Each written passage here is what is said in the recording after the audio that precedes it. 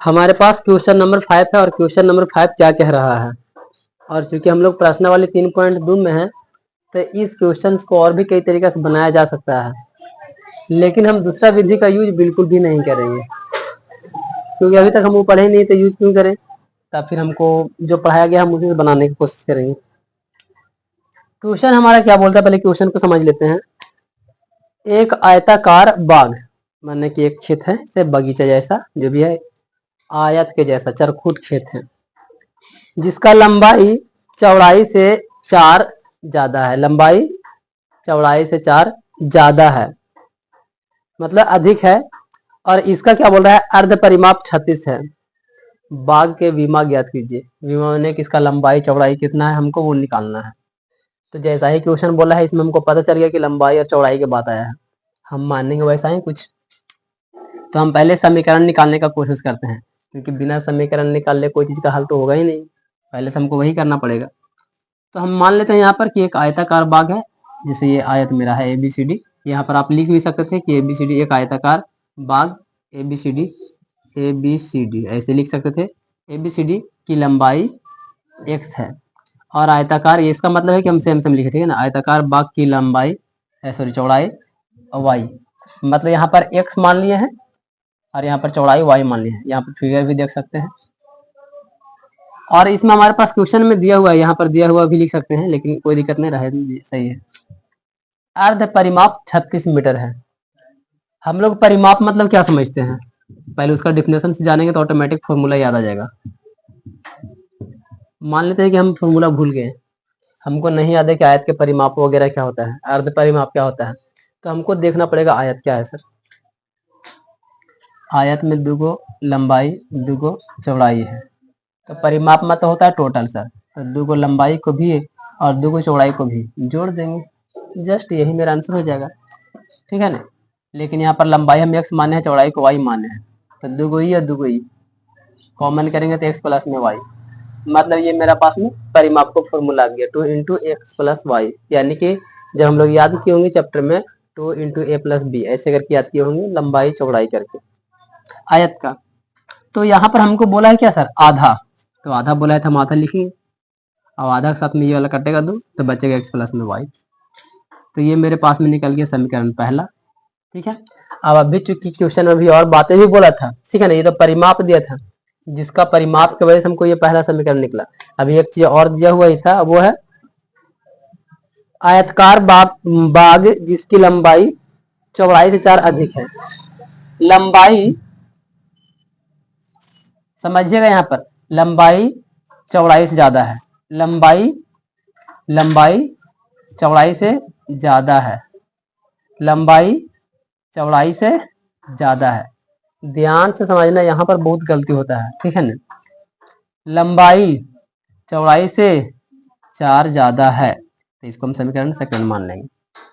अब मेरे पास में समीकरण मिल गया। इसी चीज को एग्जाम में अगर पूछा जाए तो एग्जाम में पूछेगा कि समीकरण लिखिए, तो आपको यहाँ तक करना है, आपको 2 नंबर मिल जाएगा। ये नहीं बोला, चलो हटाओ। तब बोला है हमको कि x y का मतलब कि लंबाई और चौड़ाई ज्ञात करिए, और हमारे पास में ये समीकरण है। लेकिन चूंकि हम लोग प्रश्न वाली 3.2 में है, जो कि हमने बहुत सारा नियम अभी नहीं पढ़ा है, विलोपन विधि, रजगुणन विधि, प्रतिस्थापन विधि, ये सब हमने नहीं पढ़ा है, तो हम उस रास्ता पर भी जा करके हम ये नहीं निकाल सकते हैं, ठीक है ना। तो मेरे पास क्या बच जाता है, अभी तक हमने जो पढ़ा वो सिर्फ और सिर्फ ग्राफ पढ़ा है, तो ग्राफ से हमको एक्स वाई का मान निकाल के देना पड़ेगा, इसके अलावा कोई रास्ता नहीं है इस चैप्टर के अनुसार।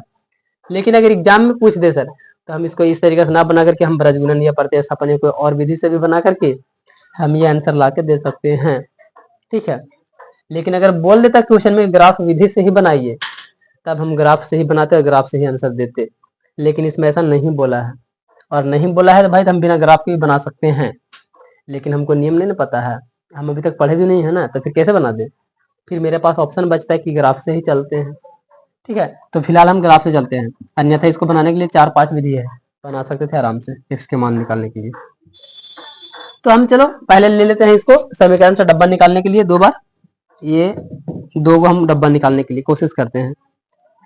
हम यहाँ पर थोड़ा सा इसको और कॉम्प्लिकेटेड कर दिए हैं, थोड़ा हार्ड हो गया है, इसको हम और हल्का कर सकते थे, लेकिन चूंकि हम जो भी नियम से पढ़ाते हैं तो नियम के अनुसार हम इसको कॉम्प्लिकेटेड किए हैं ताकि तुहनी को समझने में गलती ना हो, क्योंकि हम नियम कुछ बोलेंगे और चलेंगे दूसरा रास्ता से तो कहोगे कि ऐसा कैसे, तो नियम से चलिए तो हमको भी समझ में ज़्यादा आएगा। इसलिए हम फिर नियम से चले हैं, जिसकी वजह से ये कटने में थोड़ा डिस्टर्बेंस लग रहा है। तो पहला समीकरण से चलते हैं सर। मेरे पास में ये है पहला समीकरण। हमने रूल्स में सीखा है जब भी हमको डब्बा बनाना है सर, एक्स का वैल्यू या वाई का वैल्यू किसी को भी लेके चलिए, स्टार्टिंग जीरो से करिए, 0 1 2 3 4 5, जहाँ तहाँ से करेंगे तो सिचुएशन देखते हुए करेंगे। अगर एक से 0 से काम हो ही जा रहा है तो आगे हम क्यों बढ़े। 2 रुपये से काम हो जा रहा है तो हम 1000 रुपये का सामान खरीद के बेवकूफ़ थोड़ी बनने वाले हैं, तो ऐसे काम कर लेते हैं। तो पहला 0 से काम करते हैं, 0 रखने के बाद हमारा अच्छा खासा वैल्यू मिल रहा है।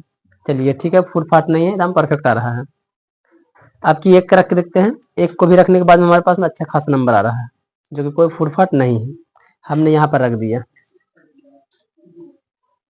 अब इसी तरीके से दूसरा समीकरण को भी निकालें। इसमें हम शुरुआत की 0 से, अच्छा नंबर आया सर, एक रखे सर, हमारे पास में अच्छा नंबर आया, चलिए सब ठीक है। अब जब हमको इस पर ग्राफ पर रखने का बारी आता है तब प्रॉब्लम क्रिएट होता है। तो इसको हम यहाँ पर चेंज कर सकते थे लेकिन हम नियम के अनुसार नहीं चेंज किए हैं, फिर भी हम इसको जबरदस्ती बना दिए हैं। तो इसको हम बताएंगे, होमवर्क देंगे कि कहाँ पर चेंज कर लेना है, जिससे तुम एक बार और बनाओ, आंसर वही यही आएगा, ठीक है ना। तो समझते हैं इस चीज को कि आखिर यहाँ पर क्या कॉम्प्लिकेटेड हो सकता है। पहला नंबर चीज है सर कि हम लोग को जो डिब्बा है सर 36 तक गिनती किया है, हमारे पास ग्राफ में 36 तक है ये नहीं है, बात सीधी है, उतना बड़ा है नहीं, तो फिर हम मानेंगे कितना। हम क्वेश्चन में देखेंगे कितना चीजें आ रहा है सर, कुछ ऐसा कॉमन सा चीजें जो कट पावे, ऐसा कुछ चीजें 4 मान लीजिए या 5 5 के गैप लेके चलिए। जैसे कि यहाँ पर 5 7 35 भी आ रहा है सर, 4 4 8 32, 4 9 36 भी आ रहा है, ऐसा कुछ आ रहा है। हम मोटा मोटी उसको बीच में मार्जिन लेके चल सकते हैं, या आप 5 10 15 20 25 30 35 ऐसे भी लेके चल सकते हैं, कोई दिक्कत नहीं है, ठीक है। तो ग्राफ में आपका एक बिंदु फिर ध्यान देना पड़ेगा बारीकी से कि कहाँ जा रहा है कहाँ आ रहा है सर, ठीक है। तो हम यहाँ पर मोटा मोटी 4 के मार्जिन लेकर के चले हैं ताकि मेरे पास ग्राफ में जो जगह है बन जाए। अब तुम लोग के पास में होगा ग्राफ कॉपी, और ग्राफ कॉपी में भी उतना नहीं होगा, और हमको इधर की जरूरत नहीं पड़ रहा है, क्यों, डब्बा में कोई भी माइनस में नहीं आया है, तो हम इसको गायब भी कर देंगे, कोई दिक्कत नहीं होगा, क्योंकि हम ग्राफ में बनाएंगे सर अपना कॉपी में, और मेरे पास पेज नहीं है, सिर्फ नाम दर्शा देंगे और उधर का हमको जरूरत नहीं पड़ेगा। अब इतना में काम करना है, क्योंकि हम कैसे पता किए सर, डब्बा देखने के बाद कोई माइनस में नहीं आया, खाली प्लस प्लस चाहिए। आराम से ग्राफ कॉपी मेरे पास ये है, मार्जिन थोड़ा साइड में छोड़ करके, इधर भी थोड़ा साइड में छोड़ करके कुछ इस तरीके से ग्राफ बनाने की कोशिश करेंगे और अपना मान रखेंगे, कटेगा तो कटेगा, देखल जाएगा, इधर कटेगा, ताकि हमारा पेज जो है सेफ्टी से सब काम हो जाए और अच्छा से भी कट जाए। लेकिन नंबरिंग इतना ज़्यादा है सर कि मेरे पास संख्या उतना नहीं है, तब मार्जिन हम देखेंगे 10 मान लीजिए, 5 मान लीजिए, जितना का भी मार्जिन लीजिए बराबर बराबर, चाहे तो 10 10 मान लीजिए, 5 5 मान लीजिए, ये आपका चॉइस है कितना मानेंगे। सो हम यहाँ 4 मान्य है, क्योंकि हमारा जो रिलेटेड है ना, यहाँ पे समीकरण में 4 और 36 के आसपास में आया था, तो हम समीकरण में से सोच लिए थे कि 4 या 32 4 9 36 से कटने का संभावना हो सकता है, तो हम यहीं के हिसाब से हम 4 4 का मार्जिन लिए हैं। तुम लोग अपना अनुसार मार्जिन ले लेना, आंसर वही आने वाला है। तो हम यहाँ पर क्या किए हैं, समीकरण को सबको रखने का कोशिश, 0 और 36 कहाँ है सर, 0 यहाँ और वाई की वैल्यू 36 यहाँ, ठीक है, 36 पर रख दिए, 0 और 36। दूसरा में है एक्स की वैल्यू, जब हम 1 रखे थे तो अब बताइए कि 4 है ना मेरे पास, 1 2 3, इस तरीके से करेंगे हम बीच में, ठीक है ना, 1 2 3 4, तब होगा मेरे पास 4 पूरा। तो हमारे पास 1 है सर, चलो हम यहाँ चलते हैं 1, और y की वैल्यू 35, तो 35 है सर, तो 36 के नीचे होगा 35 34 33 ऐसे करके होगा। तो हम इसको नीचे चलते हैं, यहाँ से यहाँ 1 और यहाँ 1, तो यहाँ 1 के सामने चलेंगे तो यहाँ साइड में आ जाएगा, यहाँ पर आ जाएगा, तो ये मेरे पास में हो गया 1 और 35, ये पहले वाला यहाँ था, ये वाला यहाँ, स्केल रखेंगे और मिलाएंगे इसको, जहाँ पर भी जाए वो अपना जहाँ पर चला जाएगा। ये मेरा काम हो गया, पहला समीकरण लिख दिए। दूसरा में देखते हैं, x की वैल्यू 0 y की वैल्यू 4, x की वैल्यू 0 y की सॉरी x की वैल्यू 0 y की वैल्यू 4, यहाँ तो 0 4 हम लिख लिए, x की वैल्यू 1 y की वैल्यू 5, तो 4 के बाद में 5 6 7 8 मेरे पास है, तो यहाँ पर हो जाएगा मेरे पास में, इसका सामने ये आ रहा है, और यहाँ से रख कर कुछ ऐसे मिला लेंगे, जहाँ पर कटता है प्रतिच्छेद करता है उसी के नीचे देखेंगे। हालांकि ग्राफ में तो होगा तुम्हारे पास में, जो भी होगा ग्राफ कॉपी में डंडिल खींचा हुआ रहता है, तुम्हारा दिक्कत तो नहीं होने वाला है। जहां पर भी काटा हुआ होगा, जैसे कि अभी हम जैसे जैसे तैसे काट दें, जने तने हो गया, पूरा गड़बड़ा गया पूरा, ठीक है। लेकिन ग्राफ कॉपी में एक्यूरेट लाइनिंग रहता है, तो वो एक्यूरेट कटेगा एकदम सही जगह पर। तो एक्स वाला देखना कितना नंबर पर आया है, वो मेरा एक्स का मान हो जाएगा। वाई तरफ में देखना कितना पर आया है, वो मेरा वाई का मान हो जाएगा। जस्ट क्योंकि हम यही विधि अभी तक पढ़े हैं ग्राफीय विधि से, और इसके अलावा हम कोई नियम नहीं जानते हैं जिसकी वजह से हम एक्स का और वाई का मान निकाल पावे, तो हमको पास रास्ता यही है। इसके अलावा कोई रास्ता मेरे पास नहीं है, तो हम यही कोशिश करेंगे। ये थोड़ा कॉम्प्लिकेटेड हम इसलिए बोल रहे थे क्योंकि यहाँ जो 1 2 3 है ना बीच में बिंदु आना, वो थोड़ा कॉम्प्लिकेटेड कर देता है हर सिचुएशन को, तो हम उसको मोटा मोटी मान के चलते हैं। अगर हम मार्जिन 4 4 के रखे थे ने, तो हम यहाँ पर जो वैल्यू ऐड करते तो 0 के बाद में डायरेक्टली हम 4 ऐड करते, बहुत ही हल्का बनता।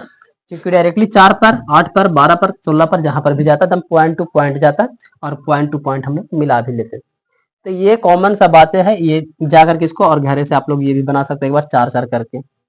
तो थोड़ा सा देखना है सर कि हमारे पास में कितना है, लंबा लॉन्ग है, तो हम कुछ ऐसने में से पॉइंट मानेंगे। जितना मार्जिन हम यहाँ लेके चलेंगे 4 8 12 16 14, उतना ही करके आप एक्स में पुट करने का कोशिश करेंगे, तो वो ज्यादा बेहतर रहेगा।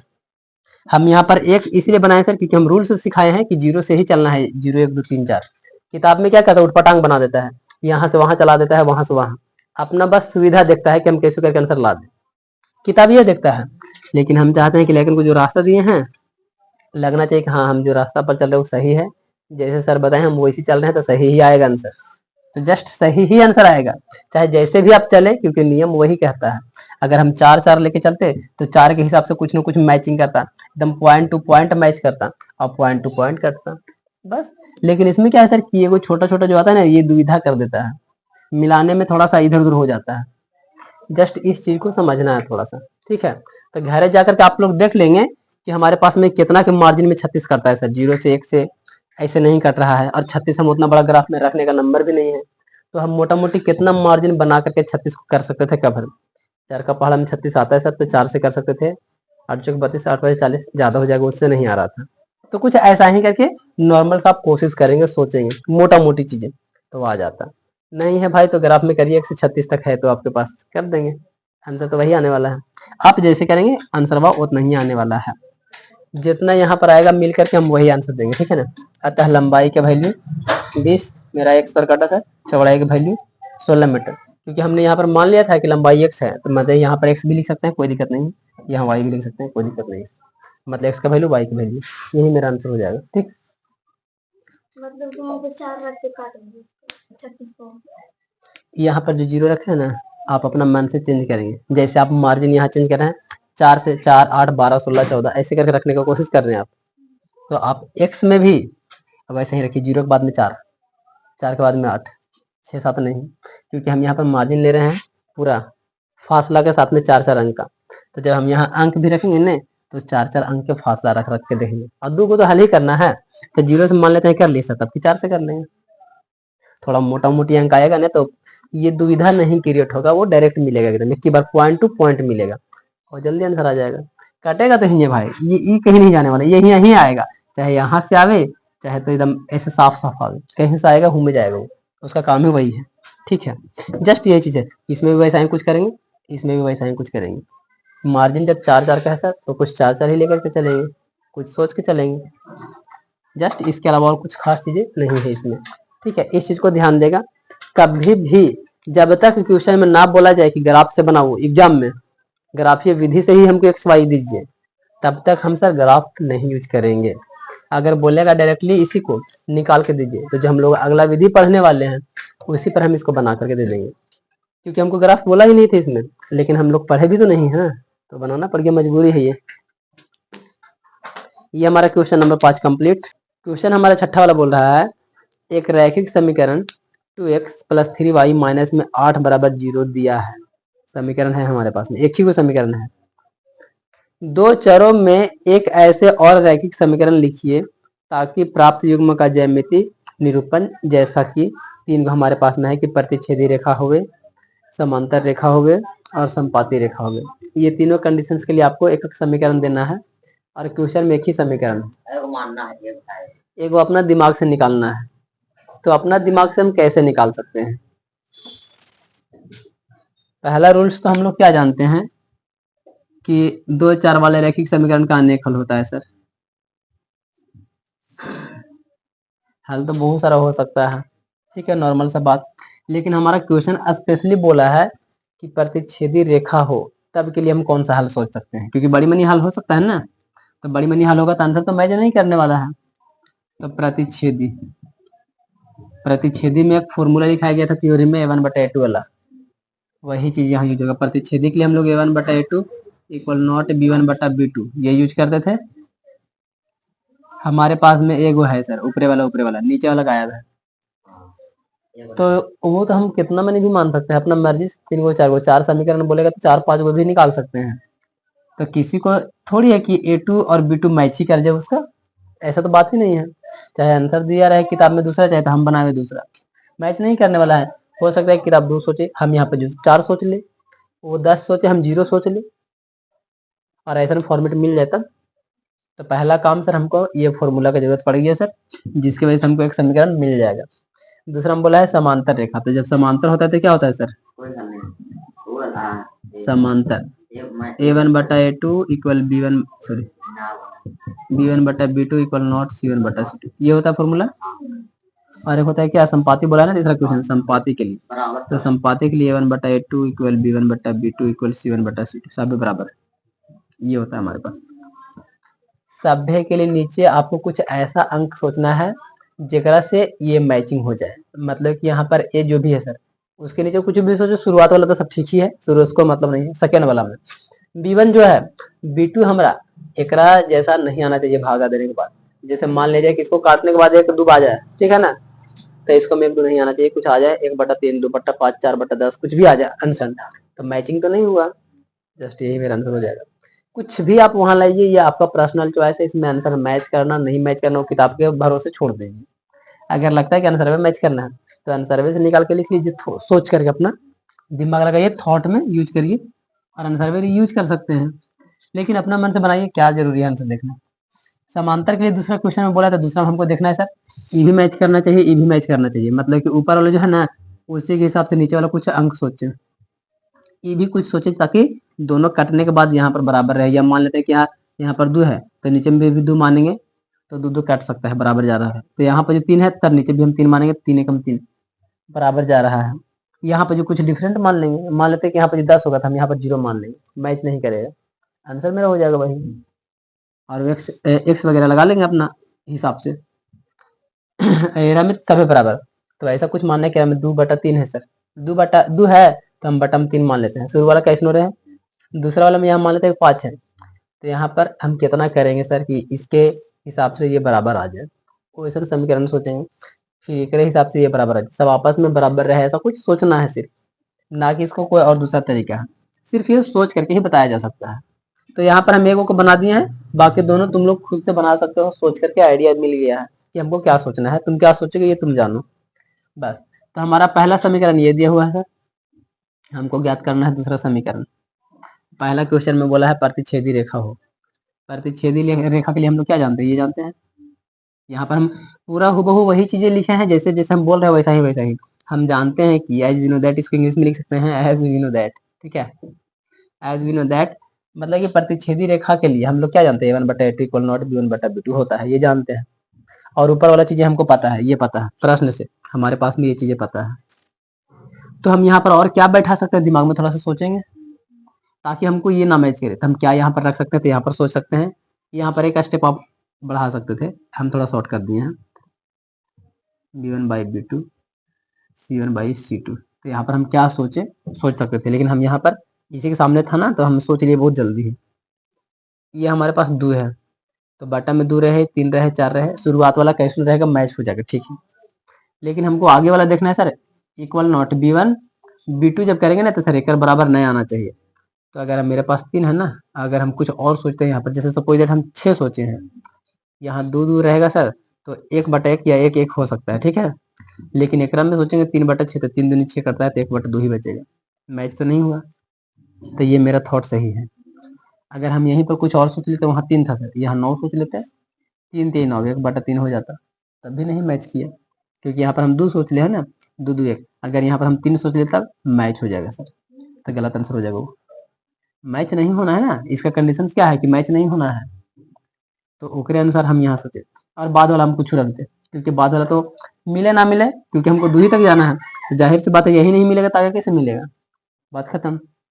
यहाँ सी में आप 0 रखे, 3 रखे, 4 रखे, 5 रखे, 10 रखे, कुछ भी रखिए, यहीं से गलत हो गया तो आगे जाएगा ही नहीं है, वो आपका पर्सनल है, ठीक है। तो हम यहाँ पर हमारा क्या समीकरण निकला, यहाँ A2 का वैल्यू 2 आया, B2 और C2 आया है, तो हम लोग जानते हैं सर समीकरण कैसे लिखते थे, A2 plus B2i plus C2 बराबर 0, ऐसा ही ना दूसरा का समीकरण, दूसरा का समीकरण लिखने का फॉर्मूला यही है।